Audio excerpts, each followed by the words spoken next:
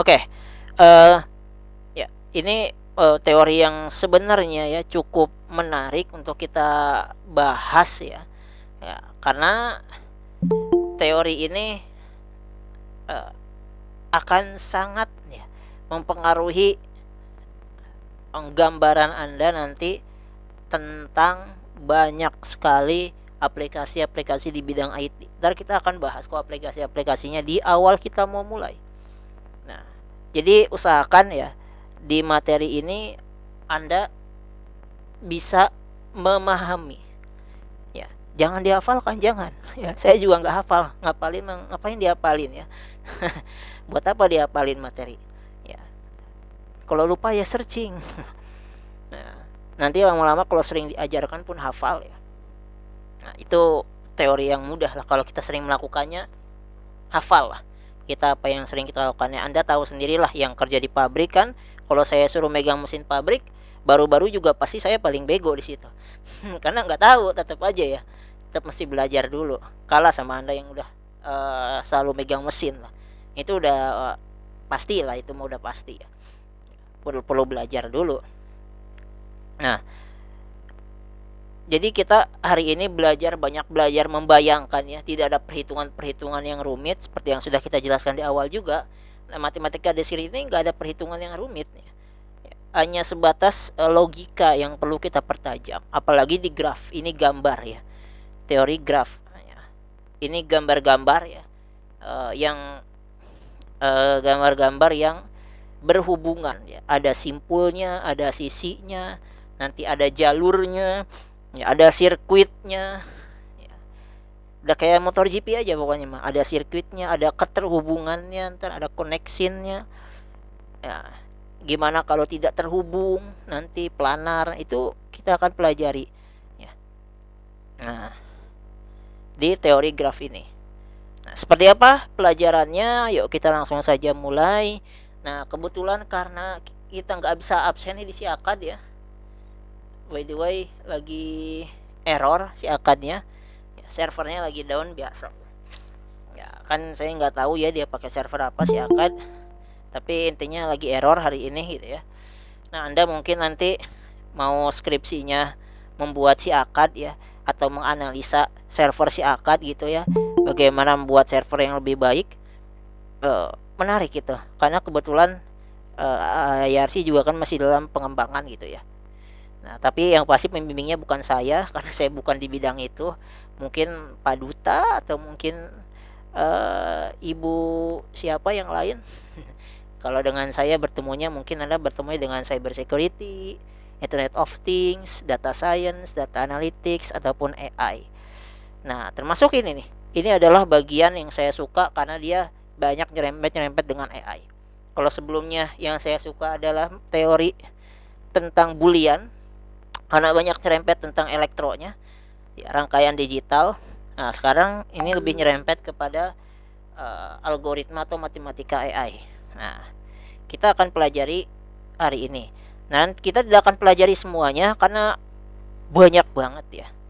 Banyak banget ya. Tapi setidaknya kita paham uh, apa gambaran besarnya, itu kita mengerti tentang materi ini. Nah, sisanya Anda bisa pelajari sendiri ya. Ketika Anda sudah memahami sebagiannya, maka memahami sebagian yang lain tuh cukup mudah ya. Tidak terlalu sulit memahaminya. Karena Anda udah tahu isinya tuh ngapain sih sebenarnya kita. Nah, oke. Kita share screen dulu. Mana ini PPT-nya ya? Oh, ini. Oke, kita share gitu.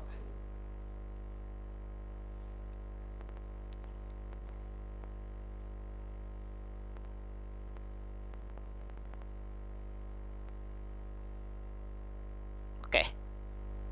Oke, sudah ada ya, masuk ya. Nah, hari ini kita akan mempelajari teori graf. Nah, kita akan pendahuluan dulu apa itu graf. Mungkin Anda yang belum pernah dengar masih bingung apa itu graf sebenarnya. Ya, intinya kita bahas gambar-gambar sebenarnya. Sering kita gunakan kok ini. Ya, apa contohnya? Ya, graf itu sebenarnya adalah uh, satu bentuk ya yang kita representasikan, jadi objek-objek diskrit ya, yang tidak dihitung. Kan ada objek-objek yang bentuknya linear ya, atau ada objek-objek yang bentuknya continuous. Nah, ini yang bentuknya diskrit ya. Ya, seperti hubungan antar objek gitu. Nah, itu bisa kita buat uh, dalam bentuk graf. Nah, contoh kalau di sini peta ya. Nah, peta ini bukan petanya si Dora ya. Aku peta, bukan itu ya. Nah, si peta ini di sini ini menampilkan graf ya. Apa maksudnya? Ada sisinya ini ya. Ada simpul-simpulnya penghubungnya, ada juga jalurnya. Ya, kalau kita memakai Gmaps gitu kan, Google Map atau pakai apa satu lagi tuh yang sering dipakai tuh, saya yang jarang nggak pernah pakai tuh selain Gmaps tuh, aplikasi map, biasanya pakai map aja saya. Itu kan eh, menghubungkan antara titiknya, bagaimana mencari titik yang paling tercepat ya untuk kita lalui. Apakah itu ada algoritmanya? Oh, tentu ada ya. Anda bisa, nanti kita akan di satu waktu mungkin kalau belajar data science kita akan belajar itu ya, bagaimana membuat rute tercepat ya, mengklasterisasi rute gitu ya, membentuk rute-rute tertentu agar nanti orang-orang dekat dengan rute tersebut bisa datang lebih cepat. Itu ada.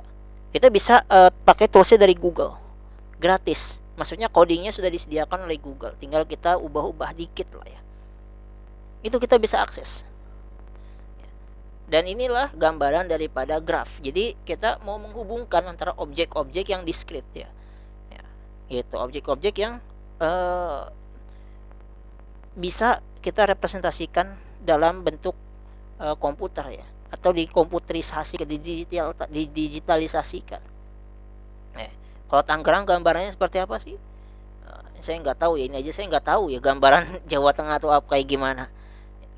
Ya, kalau Tangerang mungkin Anda lebih tahu gambaran Tangerang ya daripada saya.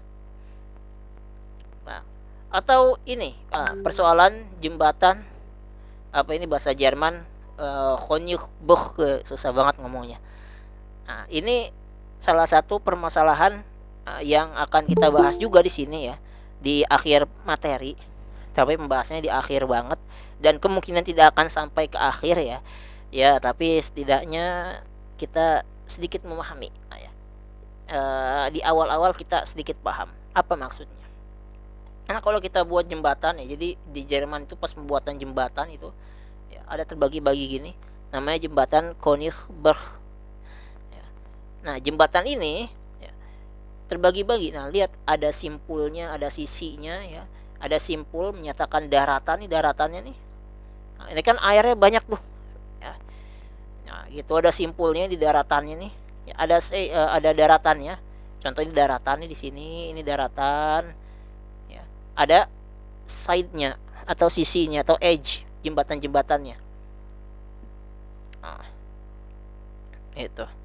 Nah, ini disebut dengan jembatan Konigsberg. Dan ini menjadi teori ya, di teori graf. Nah, persoalan ini. Nah, oh berarti udah lama dong. Belum tentu. Aplikasinya banyak. Ini salah satu contoh aja. Loh, apa aja aplikasinya? Kita bisa lihat di sini. Salah satu yang paling sering kita gunakan ya di kehidupan sehari-hari kita. Kalau tanpa ini kayaknya kita itu gak bisa hidup lah ya. Kayak orang candu gitu ya, tanpa aplikasi ini. Apa itu? Ya, social network. Anda pernah pakai Facebook? Wah, zaman dulu banget ya. Pakai Facebook. Anak zaman sekarang ada yang masih pakai Facebook nggak sih? Saya juga nggak pakai sih Facebook.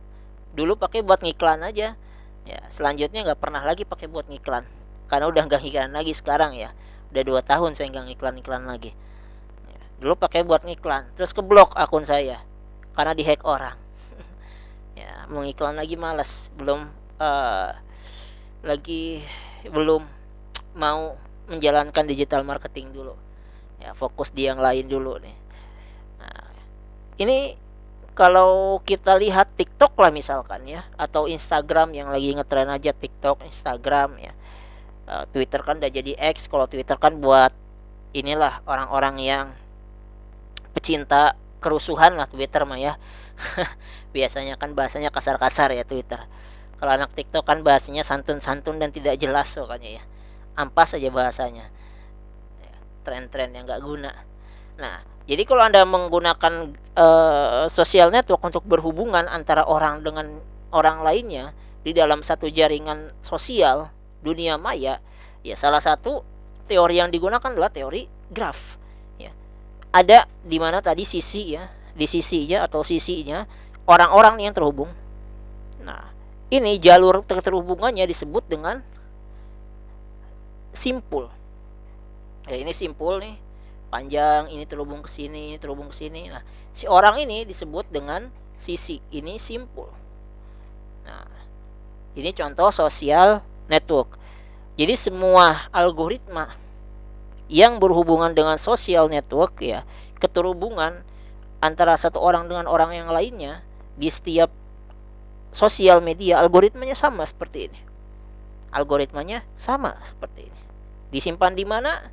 Nah, simpannya kita akan bahas selanjutnya. Nah, nyimpannya kayak gimana? Ini kan bentuk keterhubungannya ya. Secara digambarkannya, kalau bentuk keterhubungan di sosial media tuh kita gambarannya seperti ini.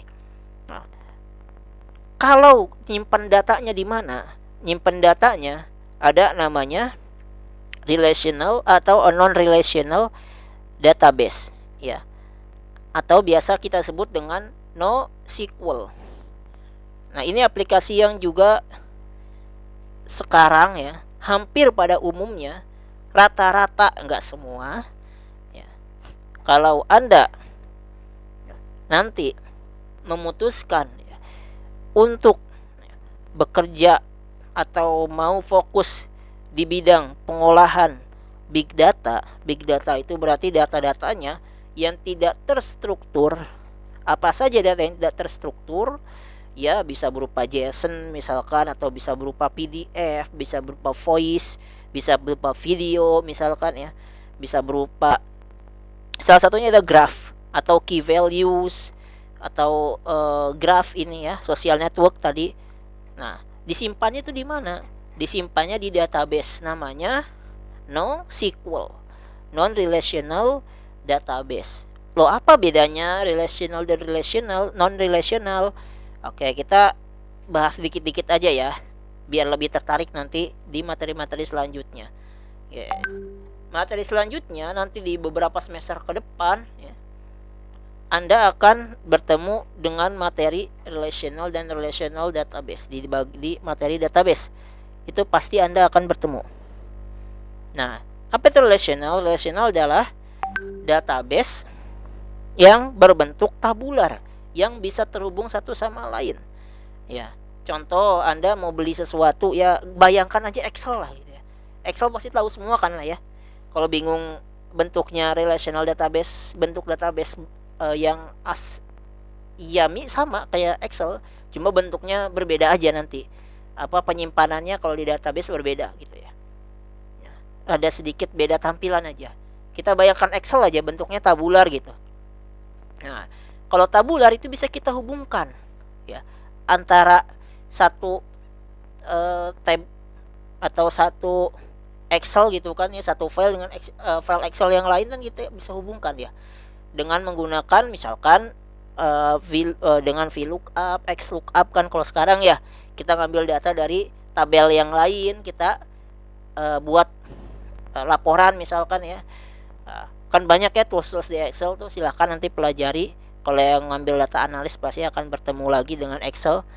Nah, kalau Anda yang sudah bekerja di bidang itu ya pasti Anda mengerti lah ya. Itu Anda akan banyak mengambil data dari tabel yang lain untuk menganalisa data. Nah, kalau di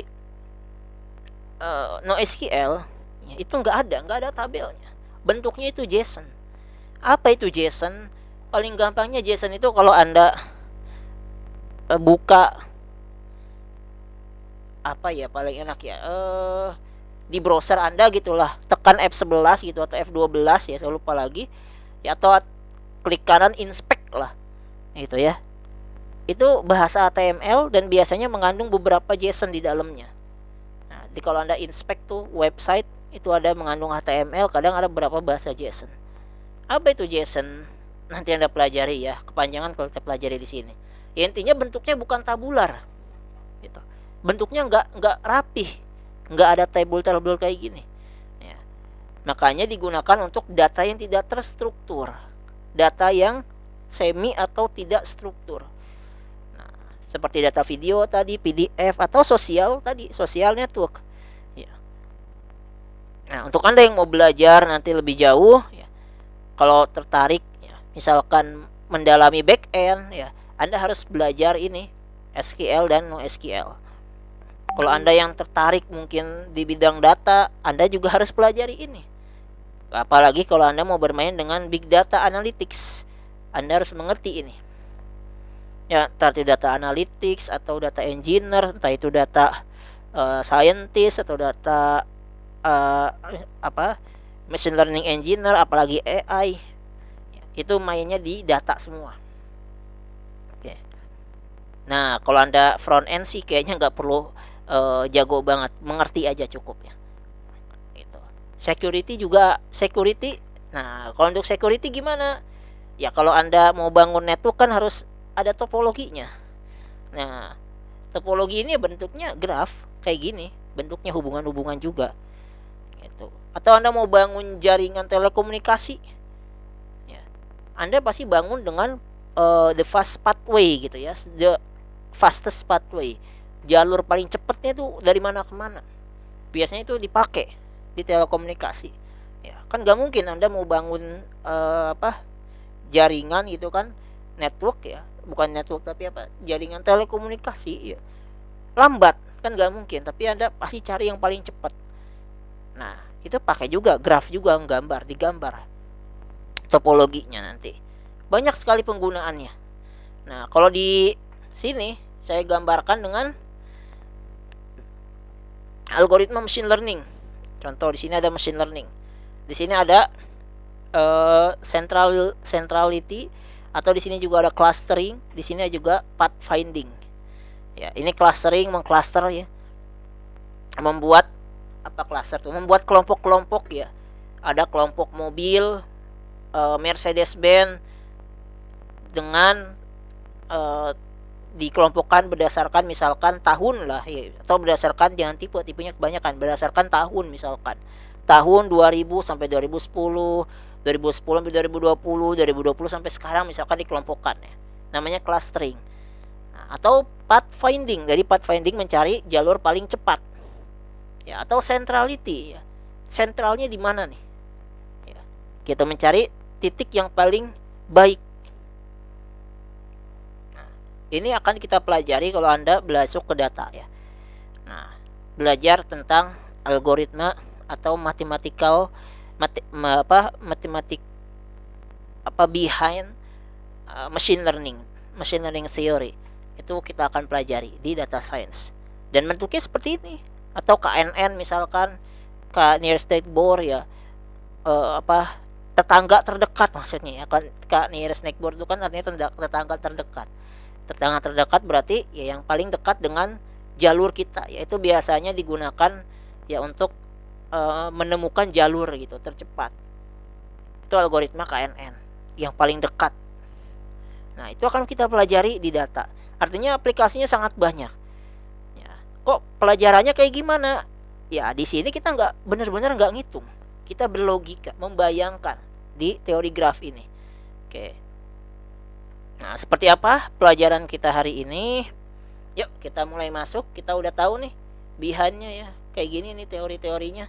Nah, dan tentunya kita nggak akan pelajari seperti Anda belajar di kuliah reguler pada umumnya ya, di kampus-kampus yang reguler pada umumnya, karena kita nggak mungkin samakan ya cara belajarnya dengan cara belajar mereka.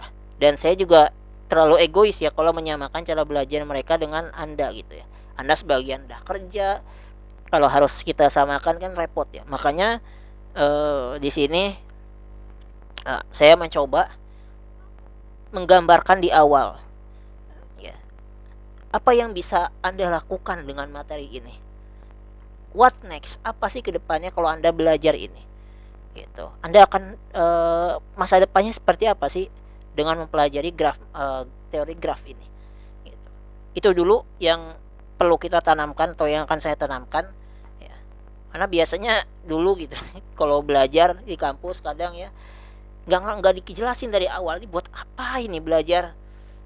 Misalkan belajar kalkulus dulu ya, kalkulus 1, kalkulus 2, itu kan susah itu materi teori itu susah, atau elektromagnetik, itu susah banget itu dulu, gak dijelasin buat apa itu ya. Nah, karena waktu kita singkat belajarnya, jadi saya ingin Anda memahami gambaran besar penggunaannya dulu, baru kita masuk satu persatu ke teorinya, sedikit sedikit saja gitu ya, tidak perlu terlalu mendalam, tapi at least gambaran besarnya Anda tahu. Nah, itu pelajaran kita, bukan dari awal sih ya, saya men-setnya seperti itu ya. Makanya nggak perlu Anda terlalu memaksakan untuk mahir, kalau bisa ya lebih bagus, tapi saya tahu orang kalau sambil kerja tuh repot. Jangankan Anda, saya aja buat materi, belajar materi baru aja ampun-ampunan gitu kan, black box sama yang lain ya. Nah, gitu. Oke, materinya seperti apa? Nah, oke, ini contoh ya problemnya tadi. Nah, materinya seperti apa? Nah, gini. Kita mulai dengan definisi graf dulu. Oke, kita simbolkan graf itu dengan G. Graf G sama dengan ya V dan E. Yang dalam hal ini kalau kita simbolkan dalam bentuk matematis, di mana V ini himpunan tidak kosong dari simpul-simpul atau vertices, bukan vertices ya, vertices. Nah, atau kita simbolkan dengan V. E ya, himpunan sisi atau edge yang menghubungkan sepasang simpul. Oke, tadi kalau kita lihat sebelumnya ya, ini oke, ini mana atau yang gampang, nah ini nih ya, ini sisi, ini edge ya, sisi, ini simpul. Oke, ini garis-garis merah simpulnya. Nah, jadi kalau kita gambarkan di sini, ini V, ini E ya, orangnya E, garisnya simpulnya V. Oke, simpulnya V. Nah, di dalam bentuk matematikanya, gambar tadi seperti ini, ada V dibentuk himpunan, atau V ini menggambarkan simpul, E ini menggambarkan sisi atau vertices dan edge. Oke. Nah, bisa V ini bisa banyak ya, bisa V ada satu doang, dua doang, bisa sampai Vn, dan gak mungkin satu ya, karena kan keterhubungan itu banyak. Ntar kita akan bahas beberapa bentuknya. Nah, gitu. Sisinya pun banyak, nggak cuma satu. Nah, kalau kita lihat gambaran di sini ya, ini saya udah coret-coret. Nah, saya mau coret-coret sekarang ribet ya. Sekalian coba-coba juga nih, alat saya udah lama nggak kepake nih. Sayang banget mau dipakai.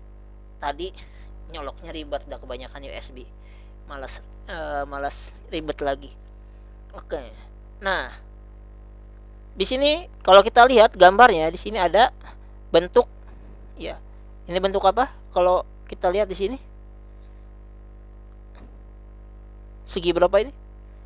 Segi 4 ya. Di sini tapi ada si simpulnya satu. Ada si simpulnya satu. Oke. Nanti kalau kita lihat sini, simpul itu apa? Vertices ya. Edge ini yang menghubungkan. Tadi kebalik ya, berarti E itu sisinya ya. Ini sisinya, ini simpulnya. Nah, kalau kita lihat di sini ya, ada graf sederhana, ada graf ganda, dan ada graf semu. Ya, ini graf sederhana. Oke, yang hanya satu jalur saja. Kalau ini ada dua ganda nih jalurnya nih. Kalau ini ada yang semunya satu nih. Sisi gelang namanya. Oke, kita bahas satu-satu dulu. Contoh, pada gambar 2, yang G1 kita lihat di sini adalah graf dengan V-nya.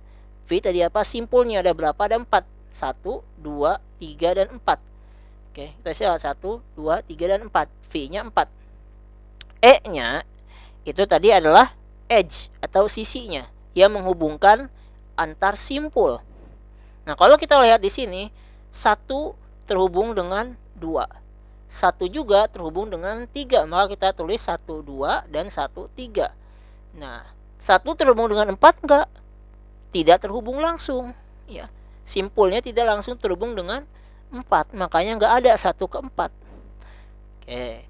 Yang ada adalah 2 ke 4. 2 bisa ke 4. 4 bisa juga ke 3 atau 3 ke 4. Saling terhubung dengan simpul. Nah, ada lagi terhubungan satu lagi, 2 dengan 3. Nah, ini saling terhubung. Nah, simpulnya sisinya kita lihat nih, 2 ke 3 sisinya. Nah, perhatikan ini satu sisi 1, sisi 2, sisi 3, sisi 4, sisi 5. Ada 5 sisi di sini. Nah, kalau kita lihat gambar selanjutnya yaitu graf ganda. Oke, kita lihat di sini ada V-nya sama 4 ya. 1, 2, 3 dan 4 sama. Dia punya 4 simpul. V-nya 1, 2, 3, 4. Nah, tetapi yang berbeda di sini adalah sisinya. Oke, edge-nya. Nah, kita bisa lihat di sini 1 terhubung dengan 2. Oke, cuma 1 ya. 1 terhubung dengan 2.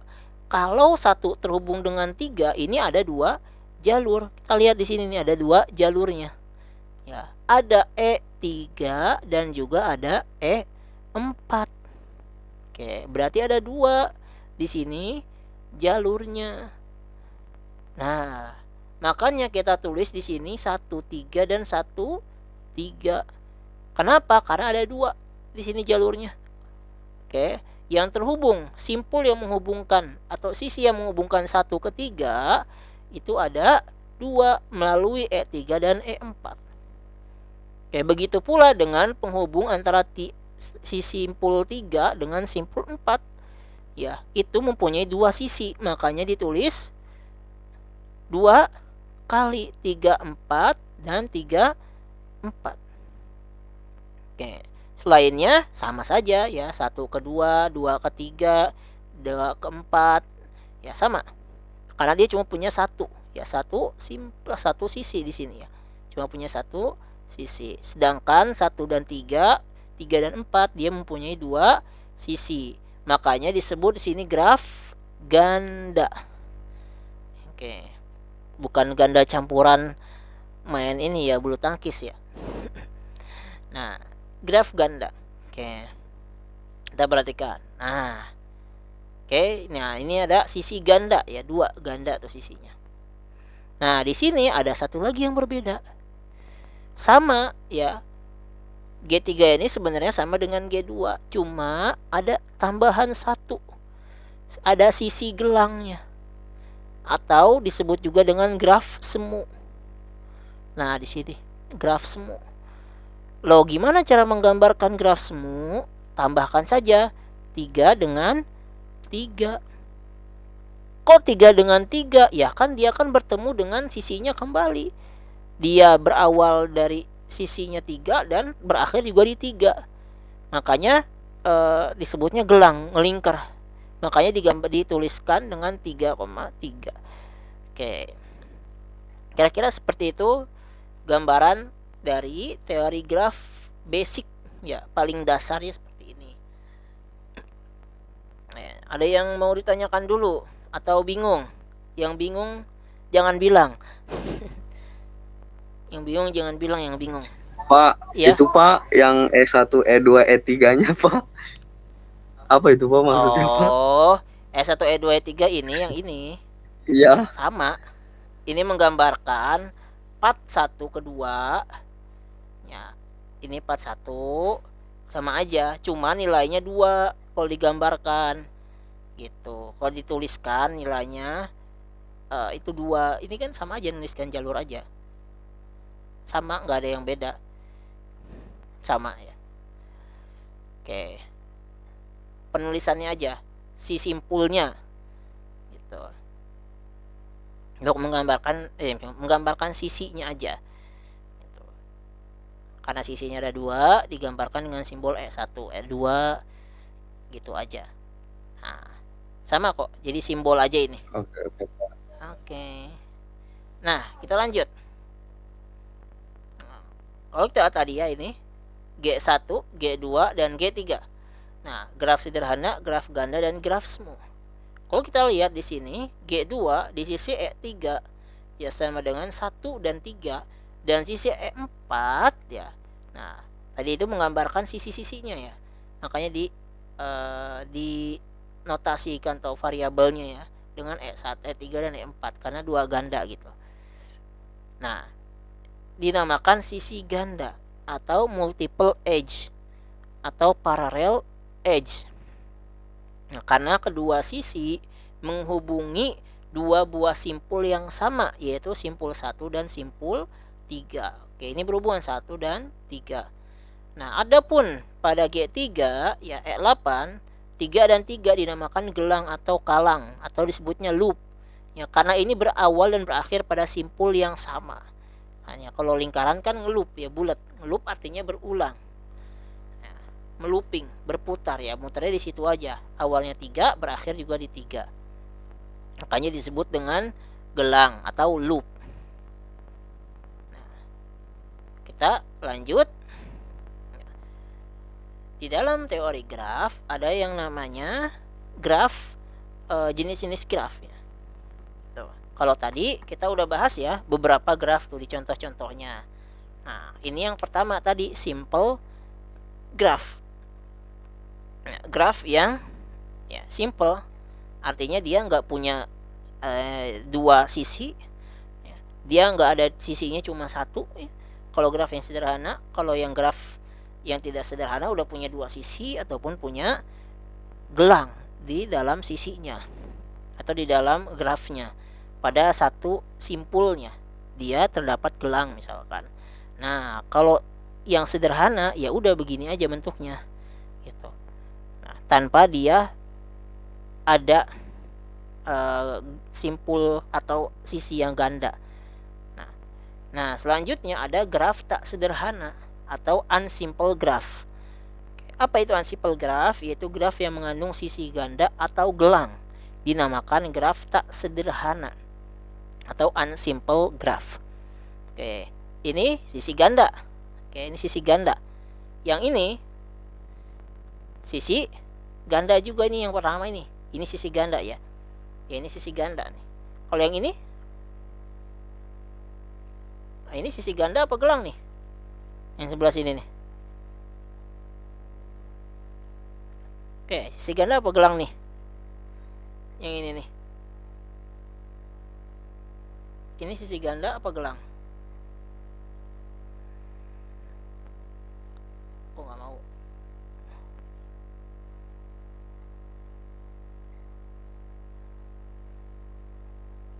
Oke, ini sisi ganda apa gelang?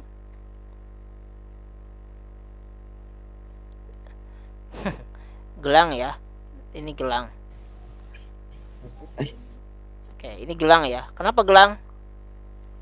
Karena dia berawal dan berakhir di titik yang sama atau di simpul yang sama. Oke, dia gelang ya masuknya ya. Dia masuk ke gelang. Nah, kalau ini campuran ya. Dia ganda, dia juga ada gelangnya, ada loopnya. Kayak ini ganda ya. 3 tuh kan ya. Nah, di sini gelang. Oke, ganda 3. Nah, artinya bentuknya bervariasi. Banyak bentuknya ya. Nah, oke, yang tak sederhana. Graf yang tak sederhana dibedakan lagi nih, dibagi lagi. Ada graf yang ganda atau multigraf, graf yang mengandung sisi ganda ya. Ada juga graf yang semu, pseudograf atau graf yang mengandung sisi gelang. Ya, tadi udah dibagi ya. Yang mengandung gelang atau juga dia mengandung sisi yang ganda. Oke, jadi kita nggak perlu ulang lagi, ini udah kita jelaskan sebelumnya. Ini gambarannya masih sangat simpel ini. Ya, kalau Anda bermain dengan AI ya, dengan deep learning gitu ya. Teori dasar AI kan deep learning ya. itu ada node-node-nya banyak. Ntar kita akan sedikit gambarkan ya di contoh-contohnya aja, jangan di sini. Di sini kita fokus bahas teorinya aja dulu. Nah, oke, ini simple graph ya. Kenapa disebut simple graph? Karena tidak memiliki dua edge atau tidak memiliki loop. Ya, ini graf sederhana, ini graf ganda, ini graf semu. Oke. Nah, contoh-contohnya aja ini kita perhatikan ya contoh-contohnya. Nah, selanjutnya berdasarkan orientasi arahnya pada sisi ya, sisinya ya, sisi orientasi arah sisi, graf dibedakan atas dua jenis. Pertama, graf tak berarah, undirect graph ya, graf yang sisinya tidak mempunyai orientasi arah, sebutnya graf tak berarah. Nah, ada graf yang berarah atau directed graph atau digraph. Nah, oke, apa bedanya? Oke, kita perhatikan di sini. Kalau yang tidak berarah ya, dia tidak mempunyai arah. Biasanya kalau berarah dia ada tanda panahnya. Oke. Ada tanda panahnya. Perhatikan, graf berarah dia ada tanda panahnya. Loh, apa bedanya, Pak? Beda. Nanti pada prakteknya ini akan beda. Ya. Cara mengkalkulasikan graf berarah dan tidak berarah beda. Ya, kalau yang berarah nanti yang dihitung itu yang berdasarkan arah saja. Yang sesuai dengan arahnya. Tujuannya. Gitu. Kalau yang tidak sesuai tujuannya yang nggak bisa. Nah, kalau ini bebas ya, 1 2, misalkan 1 2 3 ya, ini 4 ya misalkan ya. Misalkan 1 di 2, ini 3, ini 4 lah. Saya mau gambar 4 lah. Terserah Anda mau ganti A B C D juga boleh. Ini kita bebas 1 2 1 3 gitu kan ya. Nah, 2 3 atau 3 2 juga boleh. Gitu. Kan tidak ada arahnya. Nah, kalau graf yang berarah nggak bisa. Anda hanya satu ya, sisinya tuh satu saja. A ke B. Kalau misalkan kita ini 1, ini 2, ya udah 1,2. Kita nggak bisa 2,1. Balik gitu misalkan, tidak sama. Ntar ada teorinya ya. Nah, kalau yang tidak beraturan ya, A ke B sama dengan B, A. Oke. Jangan bingung ya kalau melihat istilah-istilah variabel seperti ini ya dalam matematika. Ini hal yang umum ya. Kita ibaratkan aja ya, A kali koma B sama dengan A, B koma A itu sama hukumnya. Ya, kalau dia yang tak berarah. Berbeda kalau yang berarah, ini nggak boleh. A koma B bukan sama dengan ya B dan A, itu nggak sama. Ya, kalau di sini berarti tidak berarah.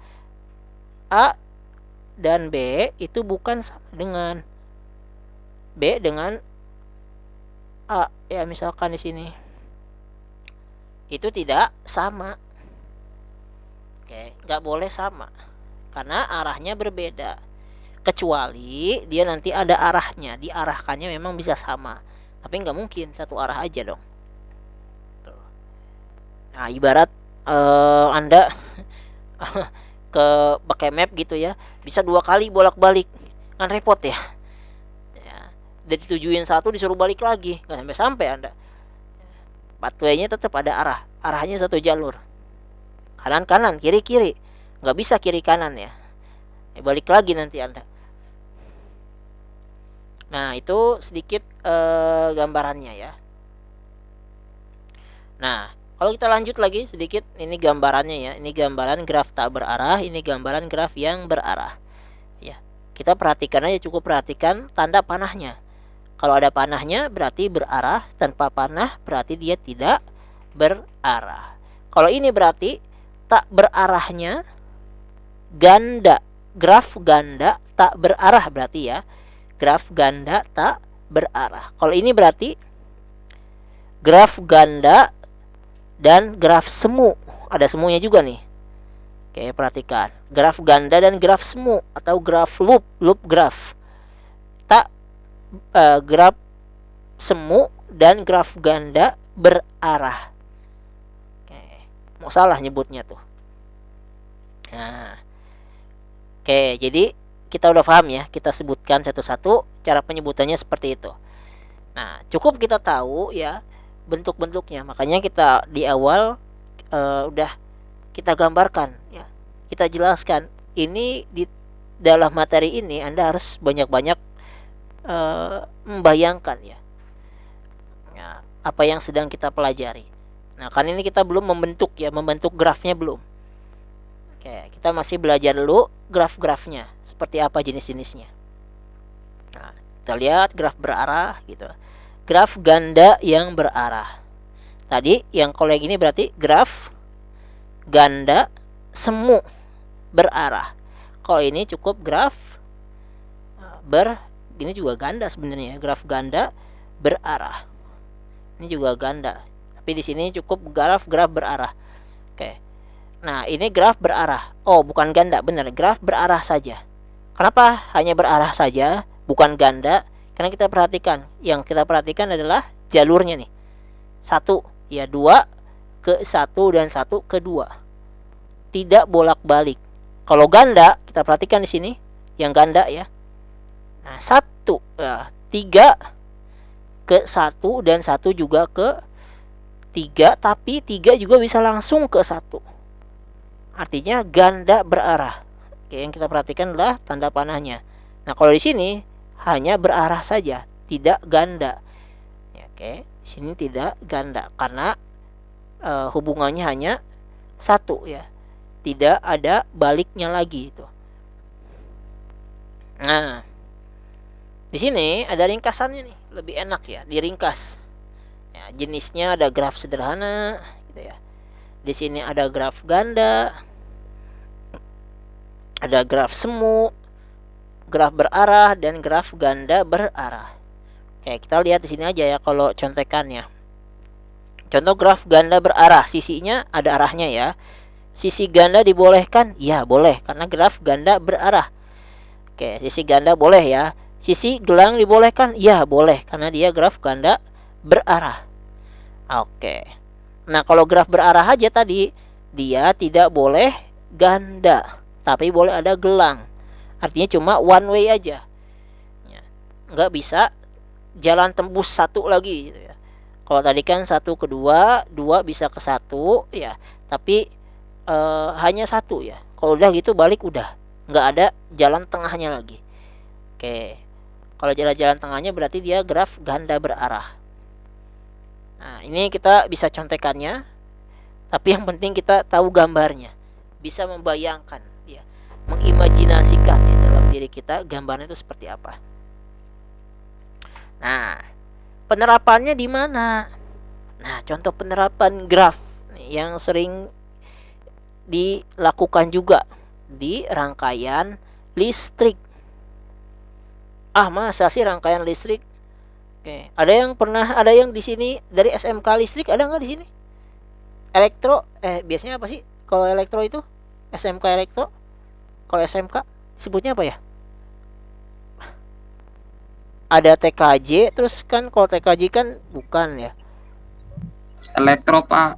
Oh, udah unggul dari elektro. Enggak. Tangga saya elektro, Pak, ada SMK. SMK elektro. Oh, gitu. Ya. Nah, di sini nggak ada yang elektro ya?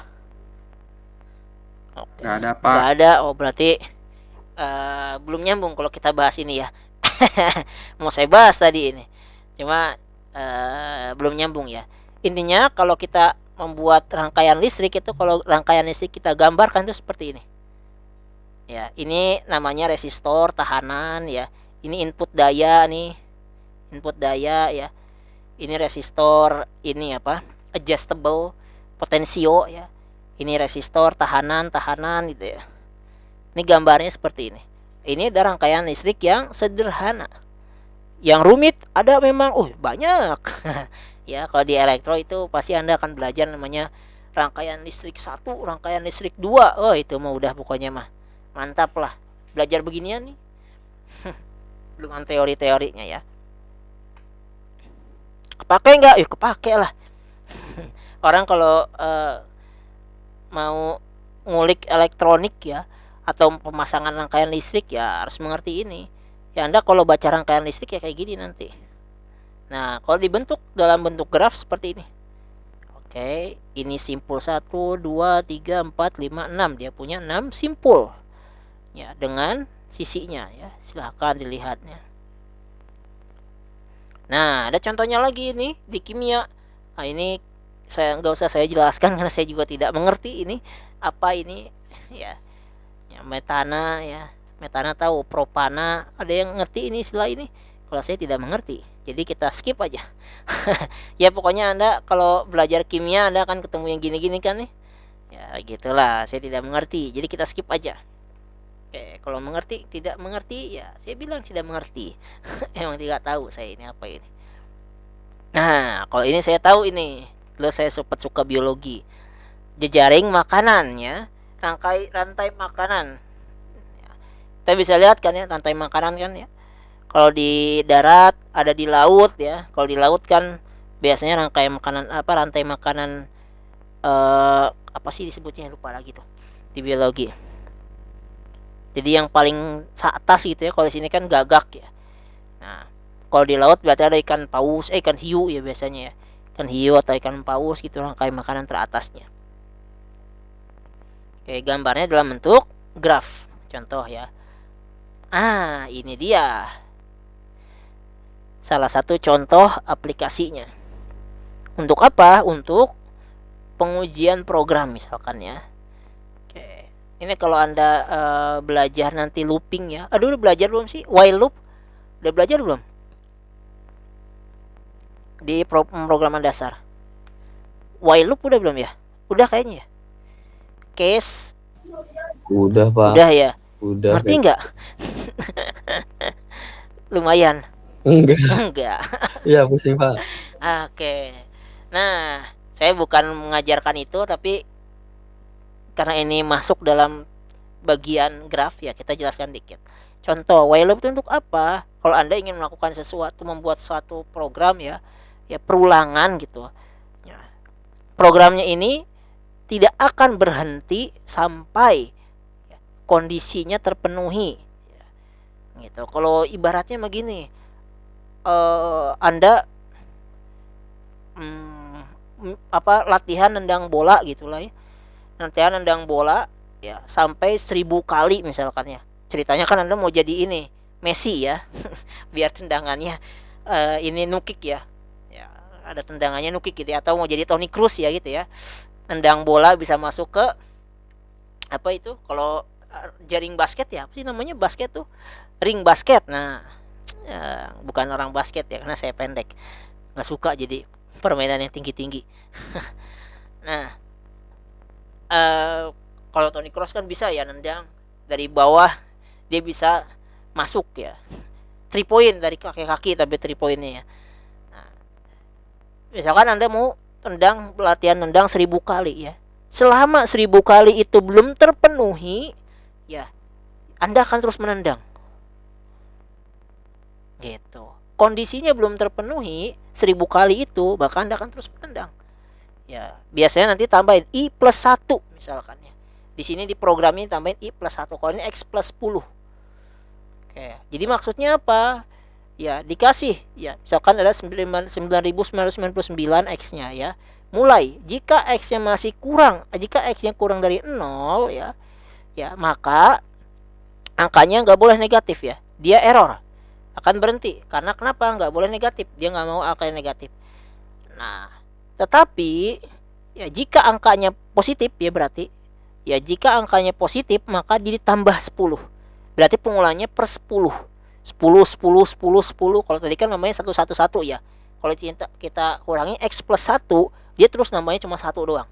Repeatnya 1 1 1 itu. Kalau tambah 10 berarti 10 10 10. Nah, apa maksudnya? Kalau kita gambarkan dalam graf seperti ini. Ya ini satu simpul 1 sering ketukar tuh. Ya arah ini berarah ya ke simpul 2. Nah, Ini kita mulai dulu read ya. Nah, di simpul 2 gitu. Ini bisa langsung ke simpul 7. Jika kan tadi ya, jika sudah tercapai 99999, maka dia langsung N ke 7. Ini N, langsung N ya. Oke, ini nulisnya pakai bahasa C ya, pakai bahasa C ini. Oke, bukan pakai Python. Kalau Python lebih mudah dibacanya, tapi sama aja kok. Itu jadi mulai di sini satu membaca ya, read. Nah, tahap keduanya yaitu mulai ya, 9999. Kalau tiba-tiba langsung mulainya kita masukkan angkanya input langsung, misalkan 9999, langsung selesai angkanya. Misalkan kita mau masukkan pakai input di awalnya ya, selesai, while loopnya selesai sampai ke 7N. Tapi kalau tidak, maka kita masuk ke tahapan selanjutnya. Nah, tahapan yang ketiga gitu. Tahapan ketiga, jika, nah ini baru nih if, pakai if else nya, kondisi. If else untuk kondisi ya, kondisinya mau seperti apa. Jika misalkan nah ini juga nih bisa ya, jika kondisinya 2 kan di sini ya, jika kurang dari 0 atau jika kurang dari 0 maka apa ya. Jika kurang dari 0 berarti ini kondisinya kelima ya. Jika kurang dari 0 maka dia balik ke 2, atau jika angkanya negatif dia balik ke while loop lagi, ngulang, error, nggak boleh, maksudnya gitu ya. Oke, di sini percabangan. Nah, ini if else. Kalau dia kelima, misalkan dia angkanya minus, berarti dia ngulang, hasilnya ngulang di 6, dia ngulang. Tapi kalau ya dia angkanya plus, atau misalkan dia sini minus atau belum tercapai, maka dia akan mengulang terus, mengulang sampai akhirnya sampai ke 7. Sampai selesai dia prosesnya. Oke, intinya mas seperti itu. Ini if else, di sini percabangan. Ini harusnya digambarkan nih. Minus negatifnya nggak digambarkan sini. Di grafnya nggak digambarkan ini. Harusnya ada 1 negatif. Error ya, langsung balik ke 1 harusnya. Nggak ada nih. Ya, jadi kurang lengkap. Harusnya digambarkan. Boleh dong kita koreksi ya materi orang. Logikanya nggak masuk ini. Harusnya 1. Masukin di sini logikanya. Negatifnya nggak di grafnya, nggak dimasuk nih. Balik ke 1. Misalkan ini saya mau jadiin 5 lah. 5 ini sebagai negatif, atau 4 ini sebagai negatif. Ya, oke. Saya masukin 1 sini buat sendiri lah ya. Nah. Oke. Nah, atau ini vending machine. Ada yang pernah pakai vending machine? Ada yang pernah pakai nggak? Belum ya? Sama, saya juga belum pernah pakai. Pernah Pak? Pernah pakai? Saya belum pernah loh. Malas mau pakai. Pernah apa kalau beli Coca-Cola? Beli Coca-Cola. Iya. Oh gitu. Di mana belinya? Di depan. Di depan. Iya, biasa kok. Iya ada Pak, duitnya tuh yang harus bagus aja kan apa ya? Iya, malas makanya saya. Iya nggak boleh lecek. Iya, gitu. kalau lecek keluar lagi, repot amat. Di warung mah duitnya sobek juga diterima saya. Di abang-abang yang lewat Iya ya. bener. Males banget kakaknya. Sebelum masukin tuh mesti gini-giniin dulu uangnya. Biar rapi. Makanya saya malas banget ke vending machine. Kalau ke Monas kemana beli vending machine, gak usah lah, itu aja tuh yang jualan lah. Repot amat, duit mesti dirapi-rapiin dulu dari kantong. Ya, jangan mempersulit hidup lah.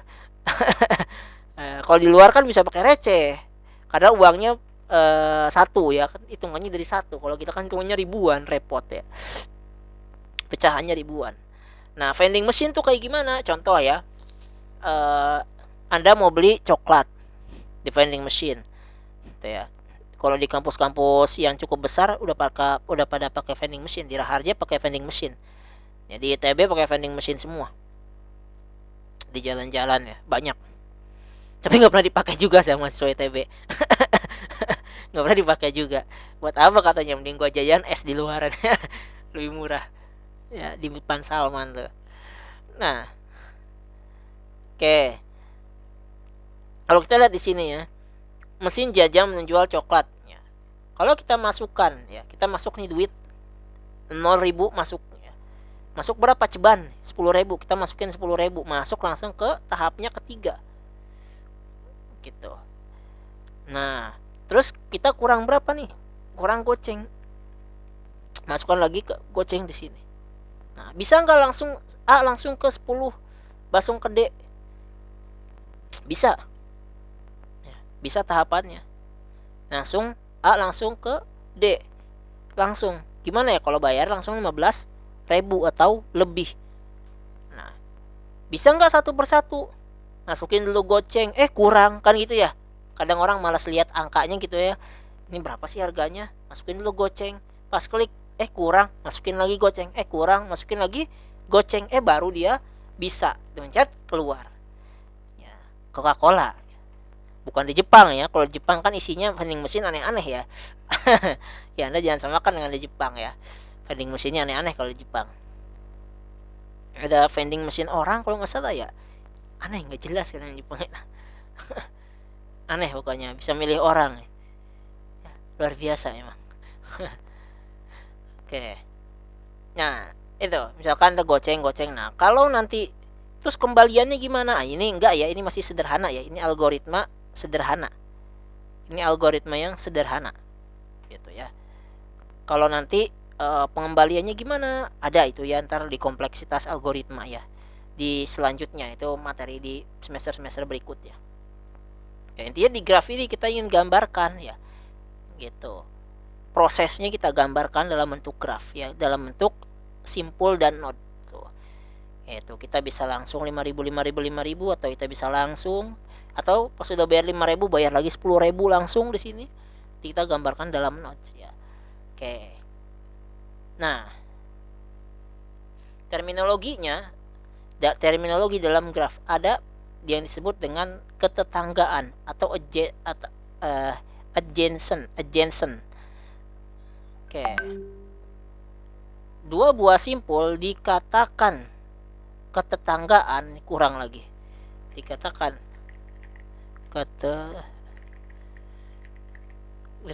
ketetanggaan adalah jika graf, tinjau graf G1. Kita lihat dulu. Simpul 1 bertetangga dengan simpul 1 bertetangga dengan simpul 2. Oke. Tapi simpul 4. Tetapi simpul 1 tidak bertetangga dengan simpul 4. Oke. 1 bertetangga dengan simpul 2. 1 juga bertetangga dengan simpul 3. Oke, tetapi 1 tidak bertetangga dengan simpul 4. Oke, ini namanya ketetanggaan. Begitu pula dengan G2. Gitu. 1 bertetangga dengan 2, tapi ini bertetangga semuanya nih. Yang tidak bertetangga di sini adalah ini nih. Si E5-nya. E5 tidak bertetangga. Ya, karena dia hanya untuk dirinya sendiri ya.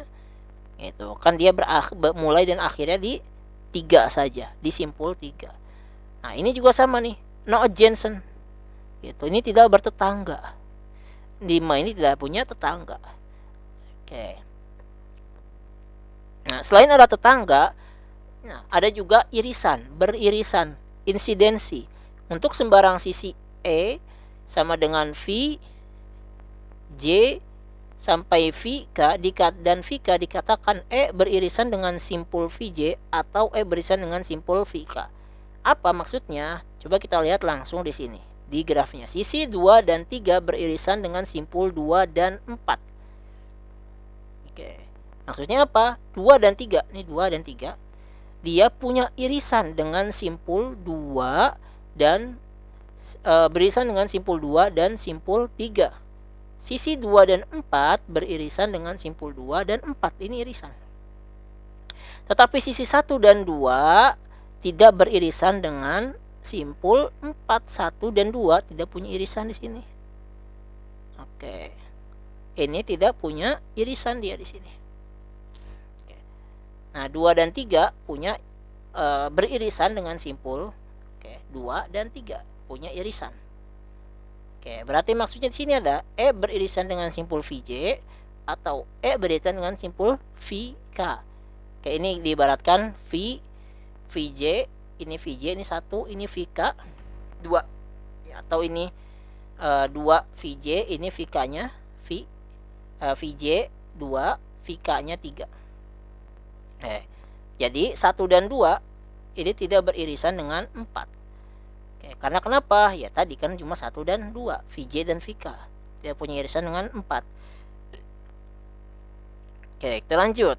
Kita percepat. Gak kerasa udah jam 7.40 loh. Cepet banget. Ini makin berkurang aja ini.